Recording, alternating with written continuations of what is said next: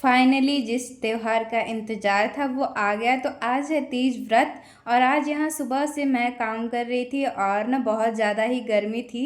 और एक काम कर रही थी तो एक बिगड़ रहा था। यहाँ देखिए मैं दुपट्टा सही कर रही थी, एक तो वो नहीं हो रहा था अच्छे से, पिनअप नहीं हो रहा था, इधर मंगटी का इधर उधर हो रहा था।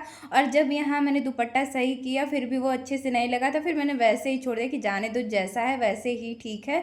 और फिर तभी मैंने देखा कि इधर साड़ी की प्लेट्स अलग से दिखाई दे रही है, हल्का सा मैंने खींचा ना, सारी की सारी निकल गई। आज तो लग रहा था ना कि भगवान सच में मेरी परीक्षा ले रहे थे। और बहुत ही ज़्यादा मतलब मैं परेशान हो चुकी थी, एक तो इतना सब पहनने के बाद और ढेर सारा काम था, थक गई थी मैं अकेले।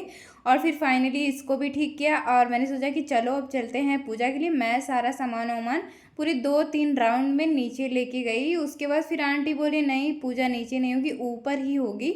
तो मेरा रूम है जो 3rd फ्लोर पे है। अब सोचो मैं एक बार सब 2-3 राउंड में लेके गई हूँ, फिर उसको लेके आना पड़ा मेरे को। मैंने बोला ठीक है, बड़ी मुश्किल से मैं लेके आई। फिर यहाँ पे सब लोग आ चुके थे और यहाँ मैं मिट्टी की मूर्ति होती है ना, उसकी पूजा होती है यहाँ पे भगवान जी की। तो मैं वो स्थापित कर रही थी। फिर हम सब लोगों ने पूजा की और यहाँ पे ना गीत भी गाया जाता है। तो आंटी वांटी गीत गा रही थी। वैसे तो मैं भी गा सकती थी लेकिन मुझे आता ही नहीं है। और अभी पंडित जी नहीं आए थे, काफ़ी देर थी उनको आने में। तो हम लोग यहाँ गए थे कुछ फ़ोटो खिंचवाने के लिए। और फिर जब पंडित जी आए तो फिर उन्होंने कथा सुनाई, आरती हुआ, सबने आरती की। और ना अभी ऐसा लगने लगा था ना कि धीरे धीरे हाँ भाई अब पानी की ज़रूरत है। फिर मैंने सोचा कि ठीक है यार, क्या बस रात भर की बात और ही है। फिर मैंने ये सब जब निकाल दिया ना तो बहुत ही रिलैक्स फील हुआ। और पानी का तो पता नहीं, बट मैं यहाँ कूलर के सामने बैठ के हवा ज़रूर पी रही थी। और फिर सुबह में 4 बजे उठ के नहावा के मैं रेडी हो जाती हूँ, क्योंकि सुबह में भी एक बार और पूजा होती है। तो यहाँ पे सब लोग आ चुके थे और फिर यहाँ पे पूजा होने लगी थी, एक बार फिर से आरती वारती हो गई। और फिर ना यहाँ पे पूजा करने के बाद जो मिट्टी की भगवान जी की प्रतिमा होती है उसको गंगा माता में विसर्जित किया जाता है।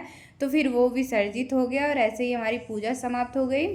और मैं आ गई थी अब किचन में कुछ बनाने के लिए। वैसे तो अभी मैंने जस्ट पानी पिया है 24 घंटे बाद।